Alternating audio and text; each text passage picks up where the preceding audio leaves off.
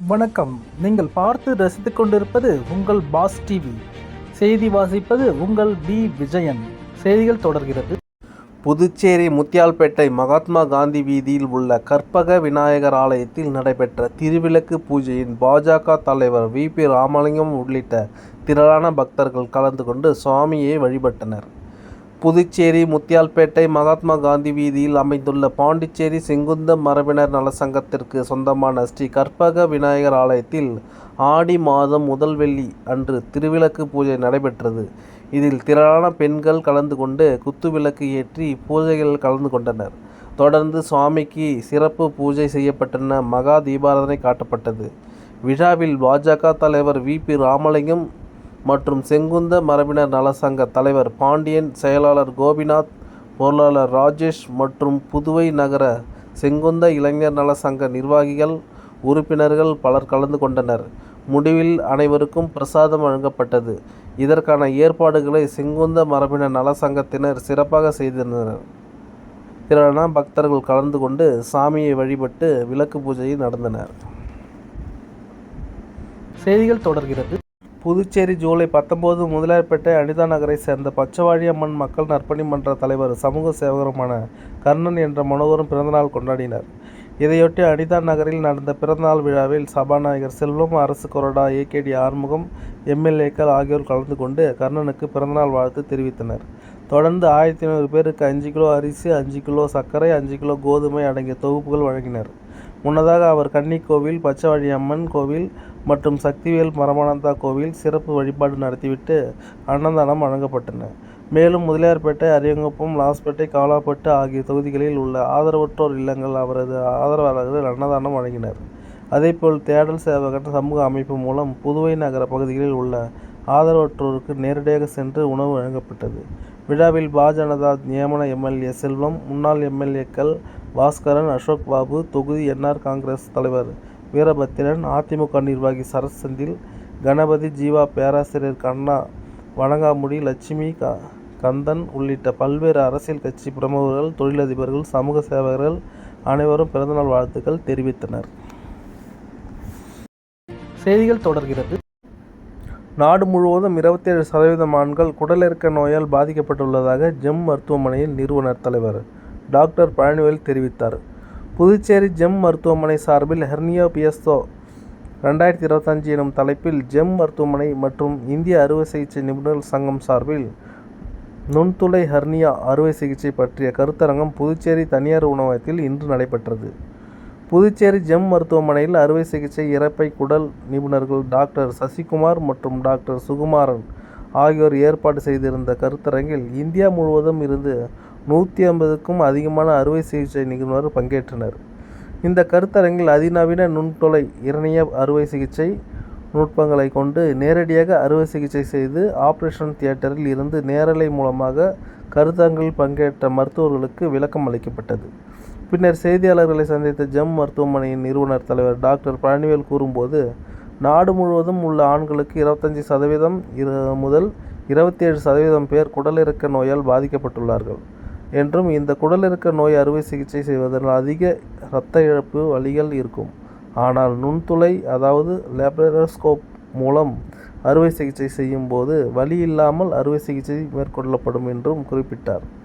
நுண்துளை மூலம் அறுவை சிகிச்சை செய்து கொண்டால் 2-3 தினங்களில் அவர்கள் குணமாகி வழக்கமான வேலைகளை மேற்கொள்ளலாம் என்று குறிப்பிட்ட மருத்துவர் பழனிவேல், புதுச்சேரியில் ஜெம் மருத்துவமனையில் மிக குறைந்த கட்டணத்தில் இந்த அறுவை சிகிச்சை மேற்கொள்ளப்படுவதாகவும் தெரிவித்தார். முதல் முறையாக ஆபரேஷன் தியேட்டரில் இருந்து அறுவை சிகிச்சையின் கருத்தரங்கில் கலந்து கொண்ட மருத்துவர்களுக்கு நேரடியாக காட்டி விளக்கம் அளிப்பது புதுச்சேரியின் ஜெம் மருத்துவமனையில் பெருமையாக உள்ளது என்று குறிப்பிட்டார். பேட்டியின் போது தலைமை மருத்துவர் செந்தில்நாதன், டாக்டர் பிரவீன்ராஜ் ஆகியோர் உடன் இருந்தனர். பேட்டி டாக்டர் பழனிவேல், ஜெம் மருத்துவமனையின் நிறுவனர் மற்றும் தலைவர்.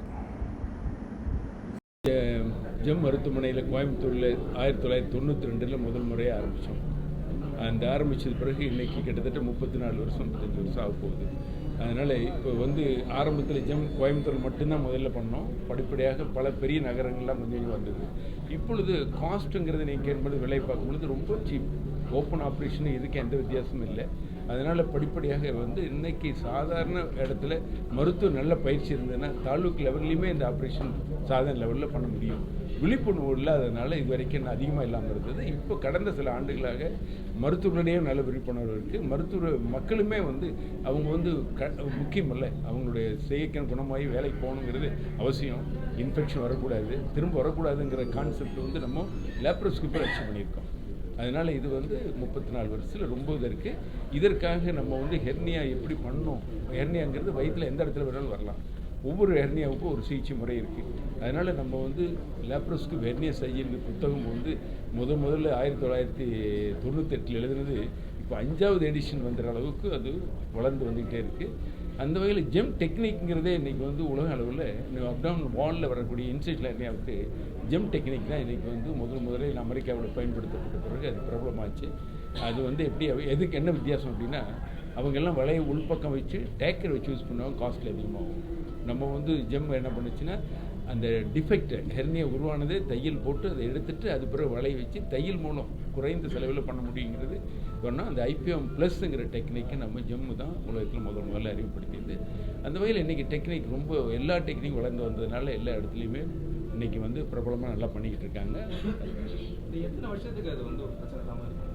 லைஃப் லாங் எல்லா ஹெர்னியாவுக்குமே ஒரு 0.1 to 0.2% ரிஸ்க் தான் செய்யும். இப்போ 99.5% எந்த விஷயமே வராது. எதனால் வருது சார்? எவ்வளோ பேர் பாதிக்கப்படுறாங்க? அதான் நான் உங்களுக்கு சொன்னேன்ல, ஆண்களுக்கு கிட்டத்தட்ட 25% 27% நம்ம ஆண்களுக்குள்ள லைஃப் டைமில் ஹெர்னியா வரும். அப்போ எவ்வளோ காமன் ப்ராப்ளம்.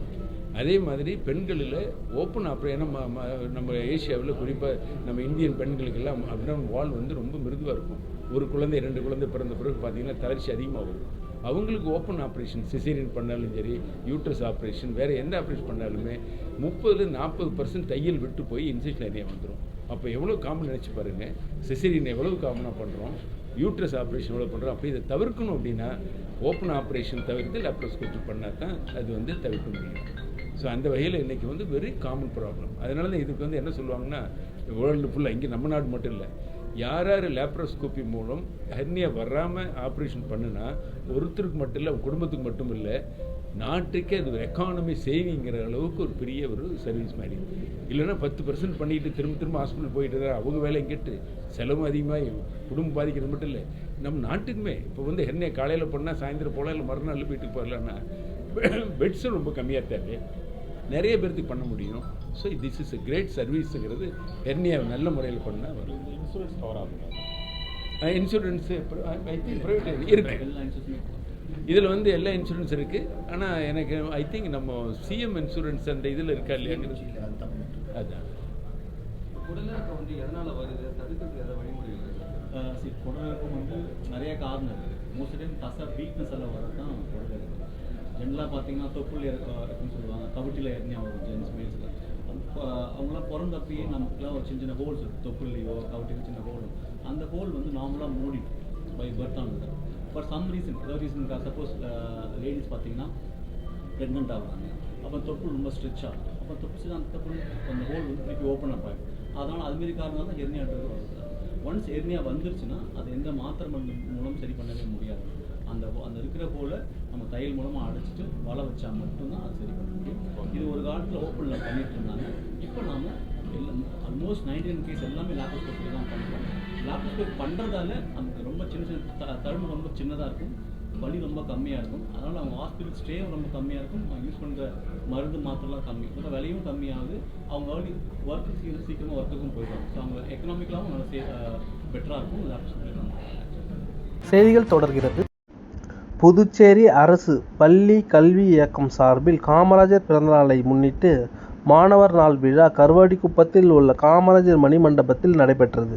விழாவில் முதலமைச்சர் ரங்கசாமி, சட்டப்பேரவைத் தலைவர் செல்வம், அமைச்சர்கள் நமச்சிவாயம், ஜான்குமார், மாநிலங்களவை உறுப்பினர் செல்வகணபதி, மக்களவை உறுப்பினர் வைத்திலிங்கம், அரசு முதன்மை செயலர் சரத் சவுகான், கல்வித்துறை செயலர் கிருஷ்ணமோகன உப்பு ஆகியோர் இவ்விழாவில் கலந்து கொண்டனர்.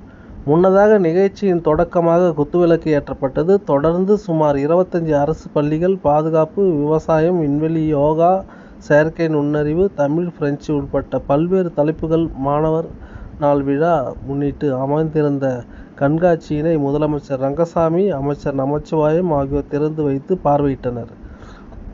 பின்னர் பல்வேறு போட்டிகளில் வெற்றி பெற்ற மாணவர்களுக்கு அரசுகள் வழங்கிய முதலமைச்சர், அமைச்சர்கள் ஆகியோர் கல்வி தந்தை காமராஜர் சிறப்பு குறித்து உரையாற்றினர். தொடர்ந்து மாணவர்களின் கலை நிகழ்ச்சிகள் நடைபெற்றன. கண்காட்சியில் வ.உ.சி. சிதம்பரனார் அரசு மேல்நிலைப்பள்ளி மாணவர்கள் மற்றும் ஆசிரியர்கள் உருவாக்கிய ஆபரேஷன் சித்தூர் குறிப்பு படைப்பு மாணவர்கள், பெற்றோர்கள் மற்றும் ஆசிரியர்களிடையே பெரும் வரவேற்பை பெற்றது. தேவையற்ற பொருட்களை கொண்டு தத்ரூபமாக அவர்கள் அமைத்திருந்த ட்ரோன்கள், பிரம்மோஸ் ஏவுகணை, ரேடார், பாதுகாப்பு படையினரின் வெற்றி நடை, திலகம் இழந்த பெண்ணின் கதறல், சித்தூர் போர் பகுதிகள், பாகிஸ்தான் ஆக்கிரமிப்பு காஷ்மீர் உள்ளிட்டவை ஆபரேஷன் சித்தூர் நிகழ்வினை தங்களின் கண்முன்னே கொண்டு வந்து நிறுத்தியதாக பார்வையாளர்கள் உருக்கமுடனும் உற்சாகமுடனும் தெரிவித்தனர். உலகத்தையே திரும்பி பார்க்க வைத்த ஆபரேஷன் சித்தூர் குறித்து கண்காட்சியை பொதுமக்கள் மட்டுமின்றி முதலமைச்சர் ரங்கசாமி, சட்டப்பேரவைத் தலைவர் செல்வம், அமைச்சர்கள் நமச்சிவாயம், ஜான்குமார், பள்ளி கல்வி இயக்கம் இணை இயக்குனர் சிவகாமி, கலை பண்பாட்டுத்துறை முன்னாள் இயக்குனர் கலியபெருமாள் மற்றும் காவல்துறையினர் ஆகியோரும் வெகுவாக பாராட்டினர். இந்த படைப்பு குறித்து வ.உ.சி. பள்ளி மாணவர்கள் விஜேஷ்குமார், ஜெய்குருஜி, ஜெயயுவா, உமேஷ் லக்ஷன் ஆகியோர் கூறுகையில், மாணவர்களும் நுண்கலை ஆசிரியர்களும் இரவு பகல் பாராமல் கடந்த ஒரு வாரமாக ஓய்வின்றி உழைத்ததன் பலன்தான் இந்த வெற்றியும் வரவேற்பும் என்று மகிழ்ச்சி ததும்ப கூறினர். மேலும் சிந்து என்றால் குங்குமம் அல்ல, திருமணமான இந்து பெண்களின் தங்கள் வகிடுகளில் இடும் திலகம் என்றும், நம் நாட்டின் வீரர்களின் உயிர் பாகிஸ்தானியர்களால் பறிக்கப்பட்டு நம் பெண்கள் மங்கள திலகத்தை இழந்ததை உணர்த்தும் வகையில் அதற்கு பதிலடி தரும் விதமாகத்தான் இந்த ஆபரேஷன் சித்தூர் நடைபெற்றது என்று விளக்க கூறினர்.